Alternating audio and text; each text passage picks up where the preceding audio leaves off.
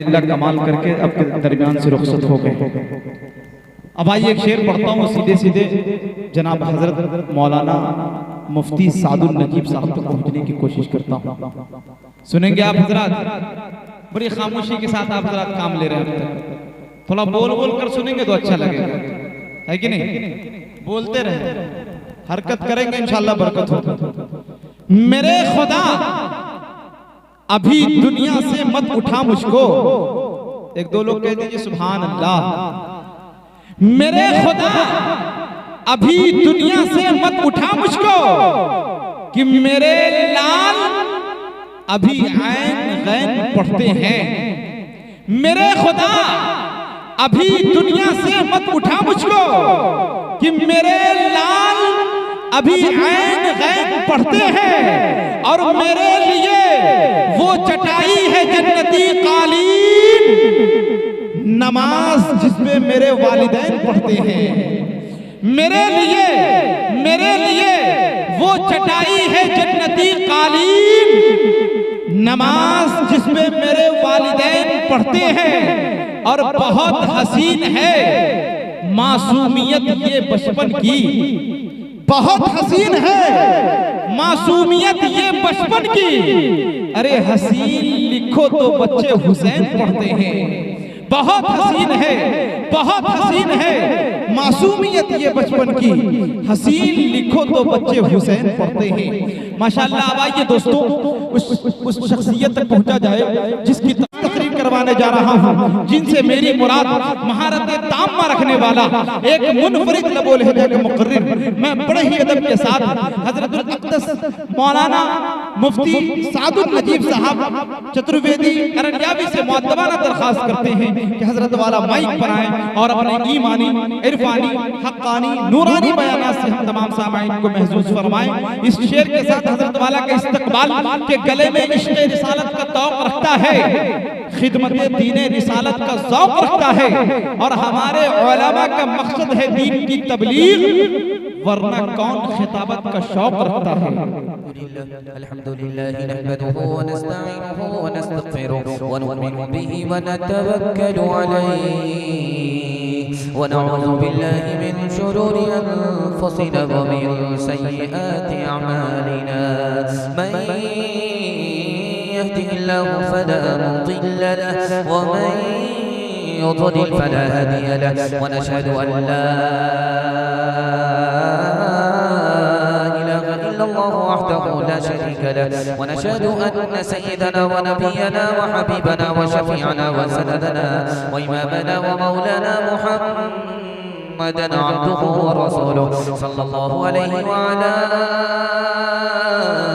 آله وصحبه وبارك وسلم تسليما كثيرا كثيرا. أما بعد فأعوذ بالله من الشيطان الرجيم.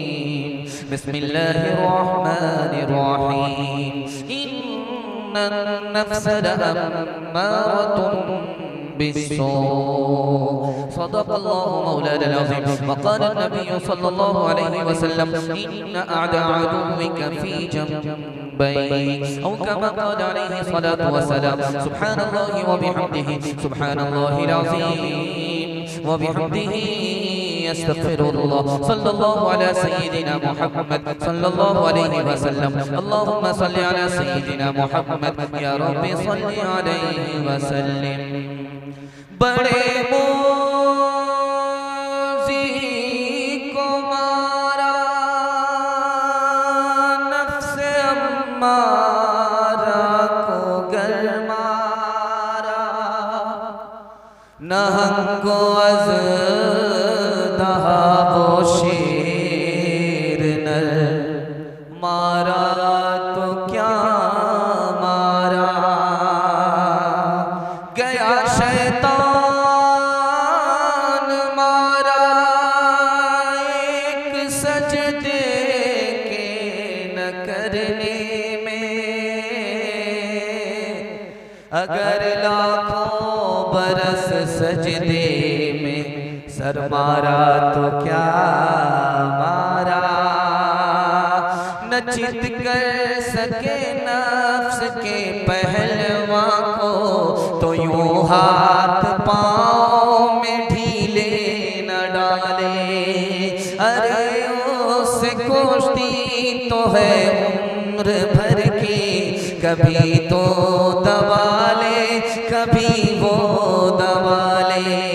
जो नाकाम होता रहे उम्र भर भी, बहरहाल कोशिश तो आशिक न छोड़े। ये रिश्ता मोहब्बत का कायम ही रखे, जो 100 बार टूटे तो 100 बार जोड़े। बड़ा खूबसूरत जलसा निकल गया, बड़े हौसले से आप जवान नजर आ रहे हैं। सुनने के लिए मुकम्मल तैयार हैं? दोनों हाथ उठा दीजिए इंशाअल्लाह। मनमानी करके जिंदगी गुजारेंगे, हाथ उठाइए इंशाअल्लाह। पिंडाल में है या ससुराल में है ये पता कर लेंगे।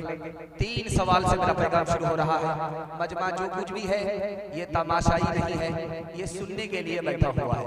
जो तमाशाई था, देखने के लिए आया था, वो चला गया। जो सुनने के लिए है वो जमा है। दिल से दुआ देता हूँ अल्लाह हमारे सुनाने को, आपके सुनने को बेहद कबूल फरमाए। 3 सवाल से मेरा पैगाम शुरू हो रहा है।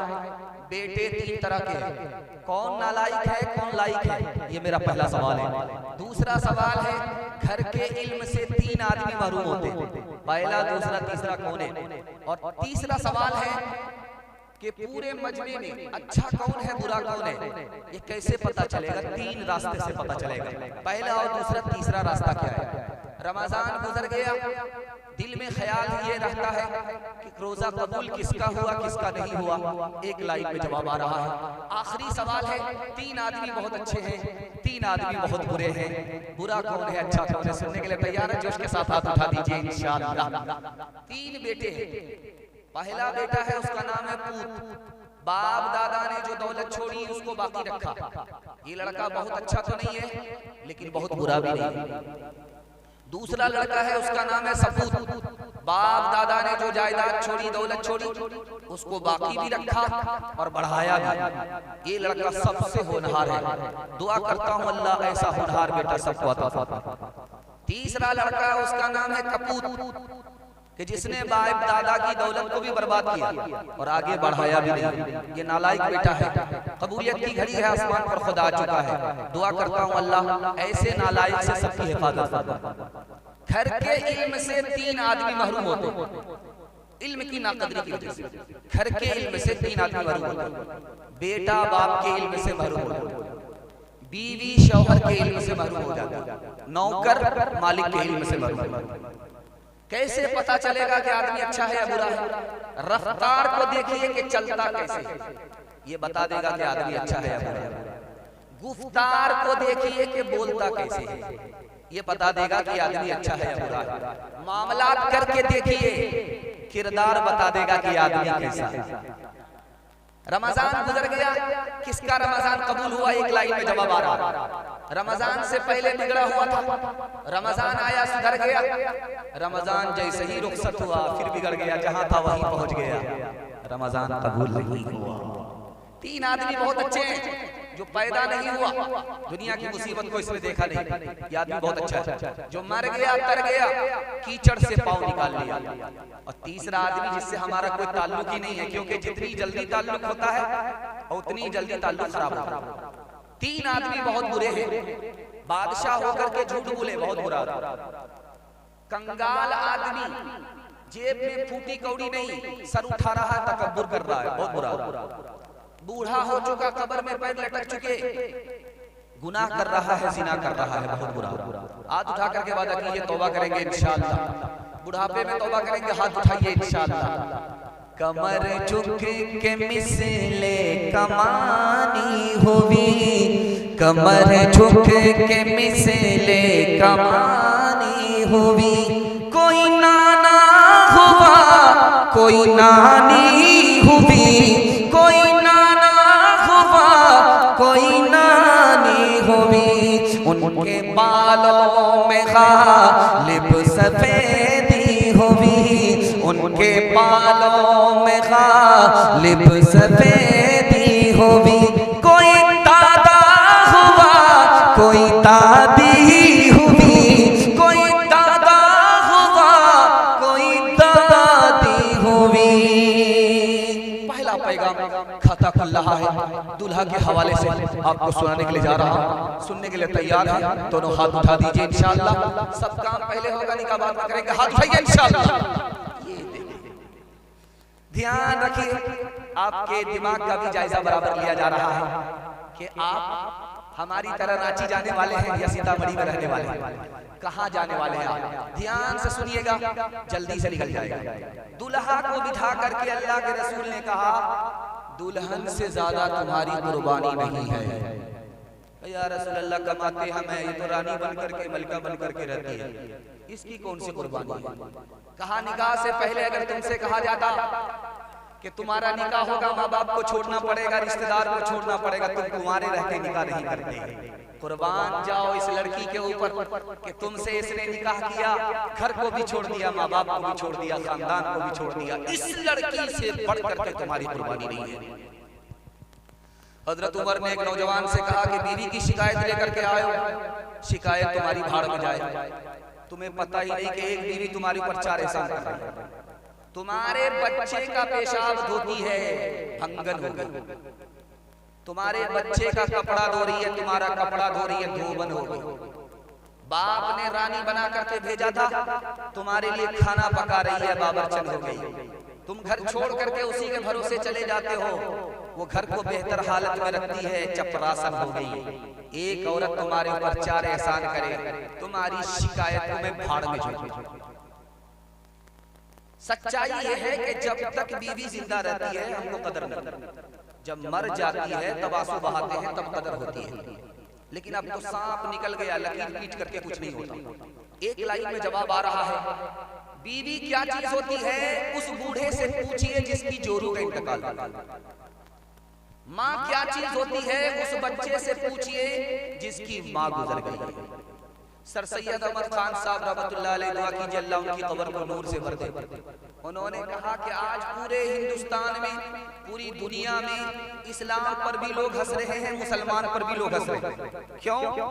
इस्लाम के बावजूद भी मुसलमान अपनी बीवी से बदतर सलूक कर रहा है, जानवर से भी बदतर सलूक कर रहा है। इसी नतीजे में आज पूरी दुनिया इस्लाम पर भी हंस रही है, मुसलमान पर भी हंस रही है।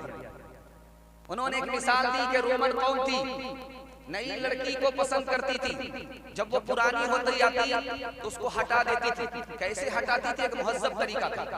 ये कहती थी कि इसके ऊपर जिन सवार है, इसको जलाना पड़ेगा, इसके ऊपर जिन सवार है, इसको डुबाना पड़ेगा।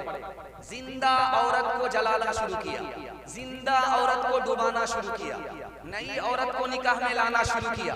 एक औरत पर जुल्म ढाने की वजह से अल्लाह ने सफ़े हस्ती से उस कौम को मिटा दिया। एक मिसाल पर पैगाम खत्म कर रहा हूं, ध्यान से सुनिएगा। रुखसती का जब मौका होगा, लड़की जब रुखसत होती है तो सारे लोग रोते हैं, एक आदमी मगर हंस रहा था। तो छोटा बच्चा अपने बाप से पूछता है, बाबू सब लोग रो रहे हैं, रुखसती हो रही है लड़की की, ये तो समझ में आ रहा है, लेकिन एक आदमी क्यों हंस रहा? तो बाप ने पूछा कि बेटा कौन हंस रहा? अबू दूल्हा बाबू रुमाल मुंह में रख करके हंस रहा। अच्छा ये हंस रहा है, क्या घबराने की कोई बात नहीं है बेटा, ये तो रुखसती का मौका है, हम लोग रो रहे हैं, जिंदगी भर इसी को रोना है, इसलिए हंस रहा है। रोज उनका जो तुम आया देखते हो, जहाँ में उन्हें कामरा देखते हो, मोती उनका सारा जहाँ देखते हो, उन्हें बरतरस आसमां देखते हो। ये समझे हैं जवामर्दियों के नतीजे हैं आपस की हमदर्दियों के। ये समझे हैं उनकी जवामर्दियों के नतीजे हैं आपस की हमदर्दियों के। पहला पैगाम निकल गया, दुल्हन के हवाले से दूसरा पैगाम आ रहा है। सुनने के लिए तैयार है? जोश के साथ हाथ उठा लीजिए। आपका हाथ जोश के साथ उठता है तो मुझे भरोसा होता है कि आप लोग जिंदा है और गुलसिता में है, कब्रिस्तान में नहीं। अल्लाह आपके ज़मीर को जिंदा फरमाए। दूसरा पैगाम दुल्हन के हवाले से आ रहा है। हज़रत उमर ने अपनी बेटी से हाथ जोड़ करके कहा कि बेटी, एक बार तुमने अपने शौहर की नाफरमानी की, और तुम्हें तुम्हारे शौहर नबी ने तलाक दे दिया, मैंने तुम्हारी तरफ से माफी मांगी, नबी ने तुम्हें माफ कर दिया, दोबारा निकाह में ले लिया। बेटी आइंदा कभी अपने शौहर को नाराज मत करना। अगर मुझे पता चल गया कि दोबारा तुमने नबी को नाराज किया, शौहर को नाराज किया, तो जिंदगी भर मैं तुमसे बात नहीं करूंगा। अल्लाह के रसूल बैठे हैं, अचानक दस्तक हुई, कहा कौन? तो कहा मैं फातिमा। कहा बेमौका कैसे आई? कहा अली से खफा होकर। कहा अली से खफा होकर के आई? बेटी मैं तुम्हारा बाप हूं, अली तुम्हारे शौहर हैं, अली की इजाजत के बगैर मेरे घर में कदम मत रखना, वरना दरवाजा बंद तो मिलेगा, खुल नहीं सकता। बेटी शौहर को नाराज मत करना, नाराज हो जाए माफी मांग लेना। अगर तुमने अली को नाराज किया, अली से माफी नहीं मांगी, अली ने माफ नहीं किया, बेटी तुम्हारा इंतकाल हो गया, मैं जिंदा रहा, तो मैं तुम्हारी नमाज जनाजा पढ़ूंगा भी नहीं पढ़ूंगा। तीसरा नमूना आपकी खिदमत में आ रहा, आप देखेंगे आदत के मुताबिक समाज में जब पहली मर्तबा लड़की ससुराल से मैके आती है, चाहे 3 दिन कहीं रस्म है, कहीं 2 दिन है, कहीं 7 दिन है, जब लौट करके आती है तो मोहल्ले भर की औरत घेर लेती है।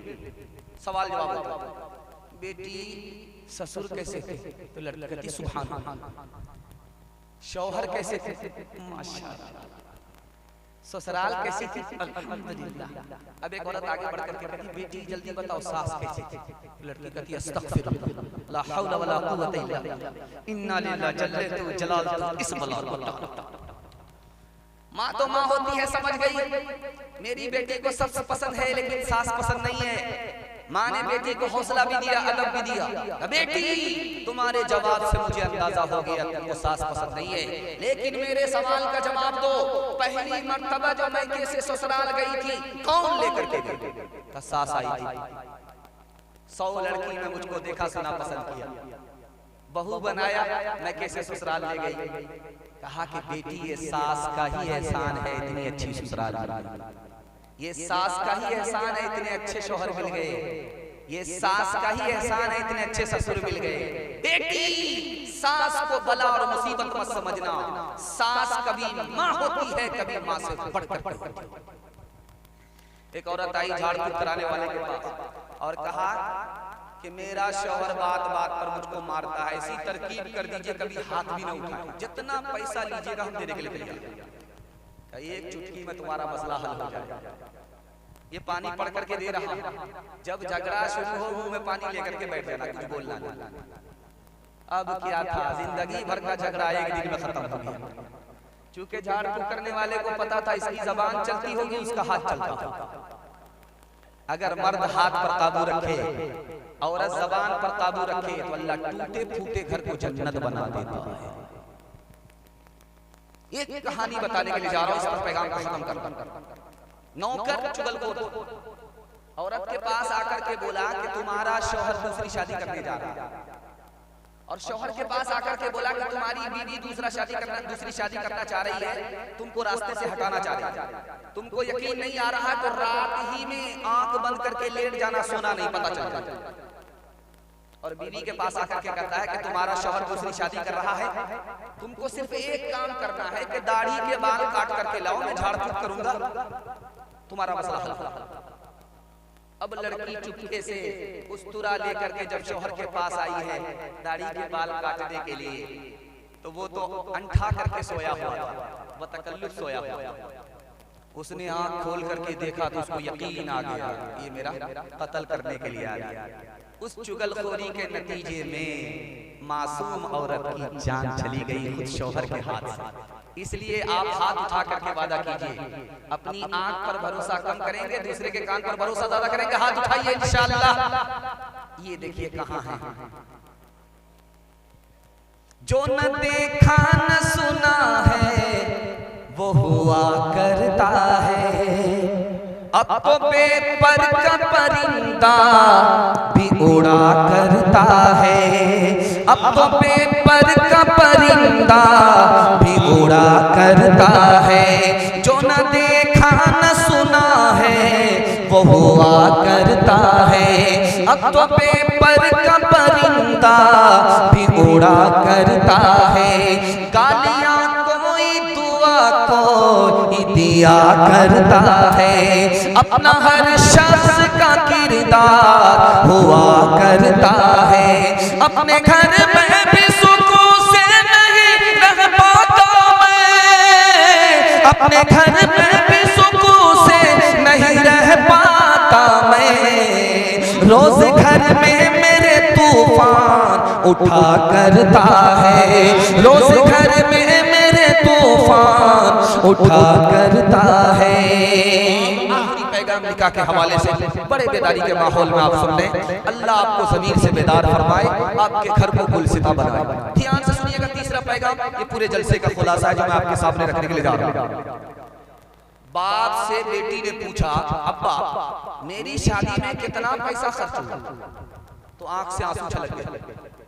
बेटी ने कहा, अब्बा हुजूर कौन से गम की बात होगी? कहा बेटी गम की बात यह है कि तेरा बेटा जवान हो गया, तेरी शादी पुरानी हो गई, मैं बूढ़ा हो गया। जब तू जवान थी तेरी शादी मैंने कराया, तो मुझे पैसा उधार करके तेरी शादी का इंतजाम करना पड़ा, कर्ज लेना पड़ा।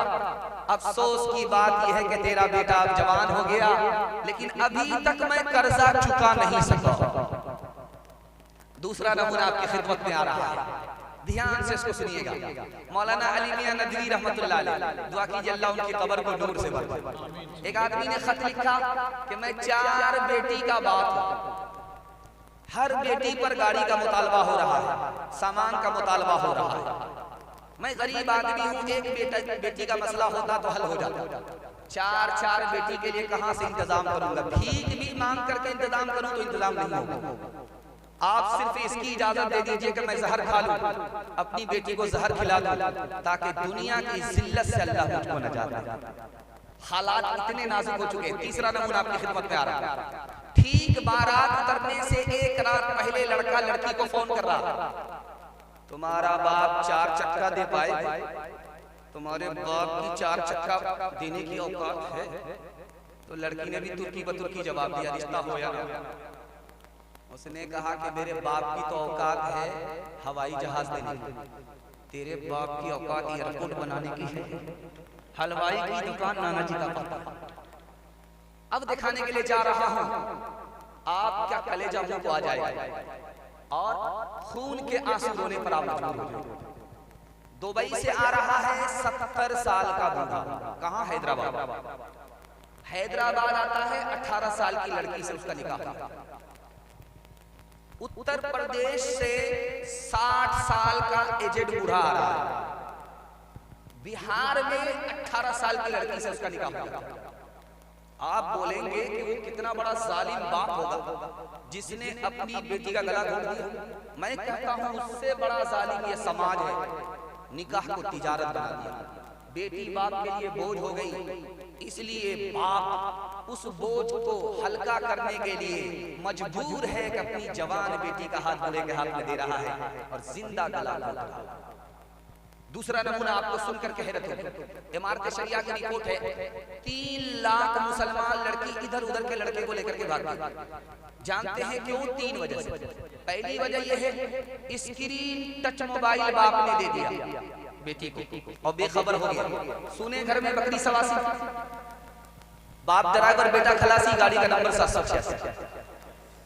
अब लड़की स्क्रीन टच मोबाइल चला रही है, किससे टच हो रहा है? बाप को कोई मतलब नहीं, कहां से आ रही है कहां जा रही है बाप को कोई मतलब नहीं, लड़की भागी। दूसरी वजह, बाप ने पढ़ाने के जोश में उस स्कूल में बेटी का दाखिला करा दिया जिसमें जवान लड़के भी पढ़ते, इश्क और मोहब्बत के चक्कर में लड़की भागी। तीसरी वजह, मुसलमानों ने निकाह को तिजारत बना दिया। जाहिल से जाहिल लड़के के लिए 5 लाख का मुतालबा चल रहा है और गरीब से गरीब आदमी बेटी के बाप से 5 लाख का मुतालबा हो रहा है। गरीब की बेटी निकाह के बोझ तले दबने की वजह से गैर के साथ भाग गई। जानते हैं नुकसान क्या हुआ? आबरू अलग गई, ईमान अलग गया। जहां ये कसूरवार मां बाप है वहां ये समाज जिम्मेदार है। आखिरी बात सुना करके आपको हैरत होगी, इस हिंदुस्तान में हर साल 10 लाख लड़कियों को माँ बाप मारते हैं, जान से मारते हैं। आप बोलेंगे ऐसा कैसे हो रहा है? बताओ, अल्ट्रासाउंड मशीन बताती है कि पेट में बेटा नहीं है, बेटी है। माँ बाप उसको गिरा देते, अगला बच्चा भी नहीं, एक के बाद कभी नहीं, कम संतान सुखी किसान, हम दो हमारे दो, बेटा आने दो, बरकत आ रही, कदर कदर कदर कदर कदर कदर, एक दर्जन आ रहे हैं, न बाप घबरा रहा है न माँ घबरा रहा है। जहां दो बेटी के बाद तीसरी का नंबर आया तो माँ से ज्यादा बाप घबरा रहा। क्यों? लगता है कि पिछले साल माँ ने पैदा किया, इस साल यही बाप पैदा किया। मतलब साफ है कि बेटी पैदा होगी गरीब हो जाएंगे, बेटा पैदा होगा अमीर हो जाएंगे। ये हालात क्यों पैदा हुए?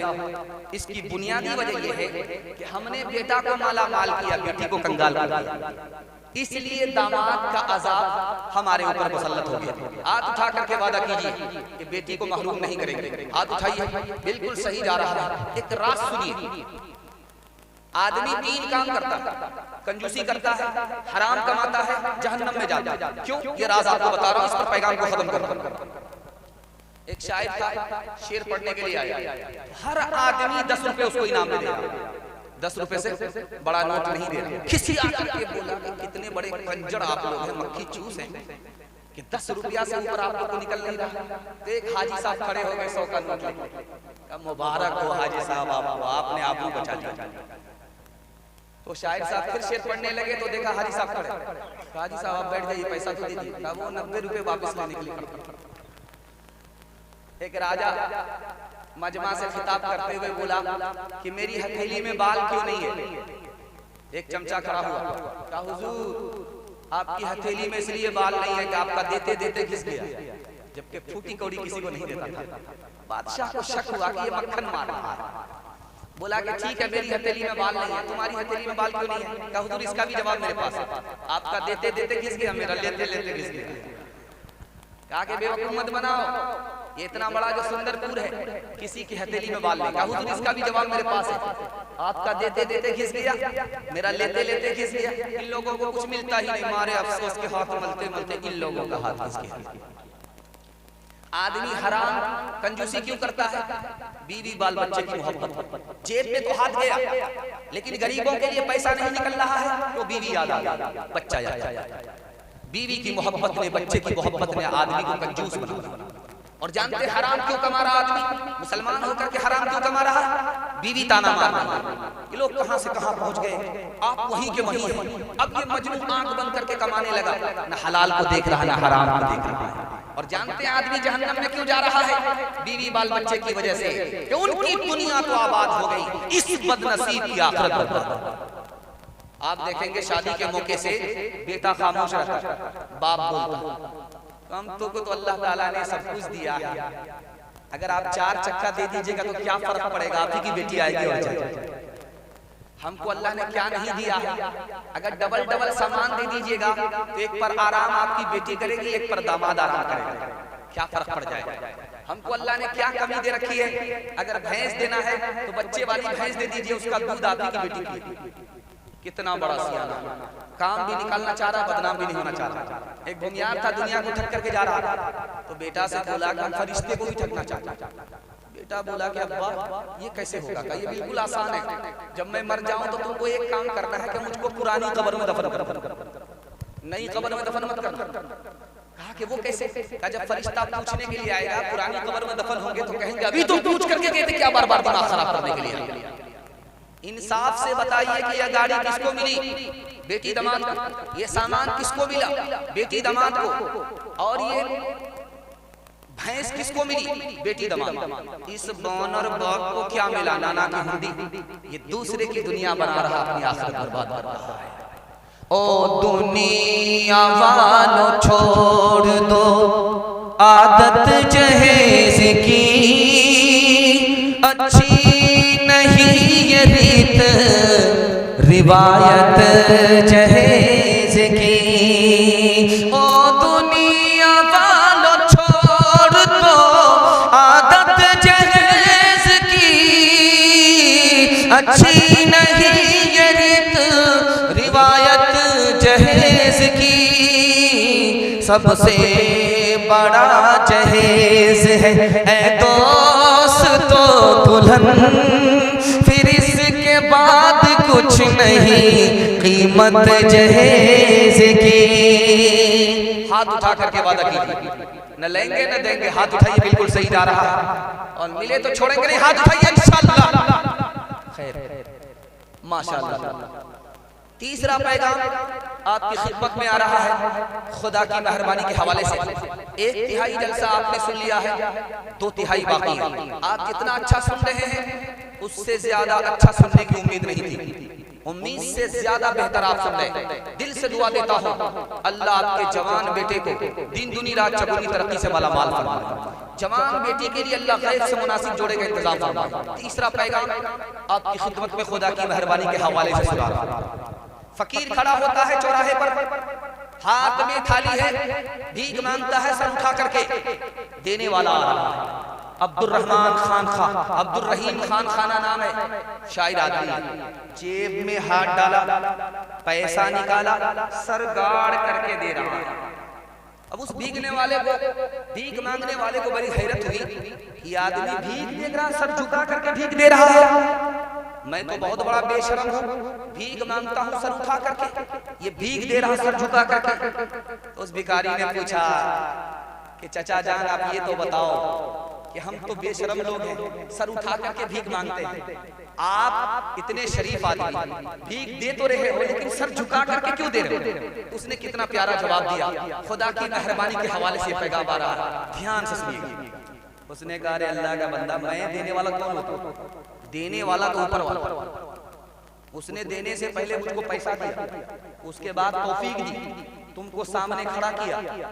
मैं इसलिए दे रहा हूँ सर झुका करके कि काम तो उसका है, मुफ्त में नाम मेरा हो रहा है, इसलिए सर झुका करके दे रहा था।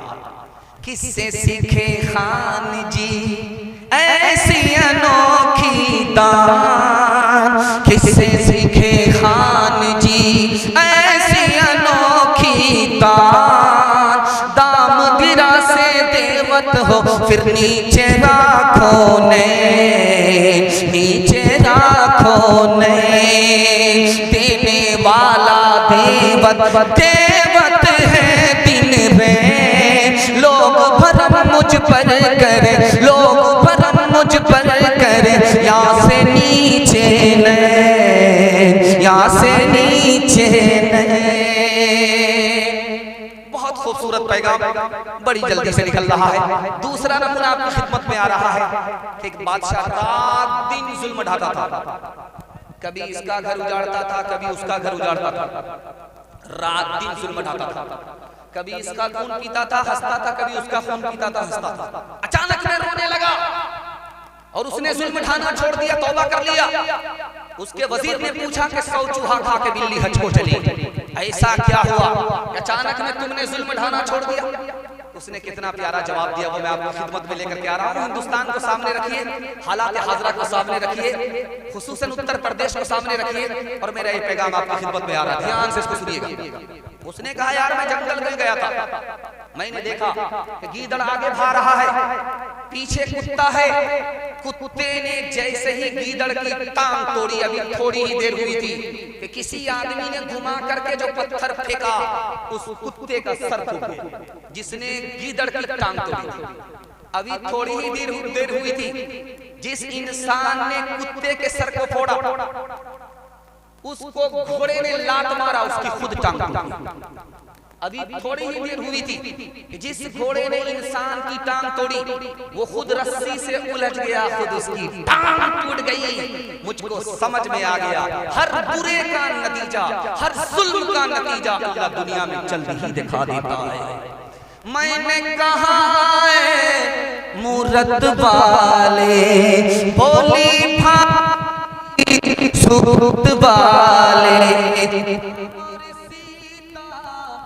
पैसे में कृष्ण राधा है, पैसे में लक्ष्मण ससता, शिव जी ससता, रावण क्यों है इतना महंगा? बोला उसकी मांग बड़ी है, घर घर मूरत यही पड़ी है। सीताराम का गया जमाना, सच को दुनिया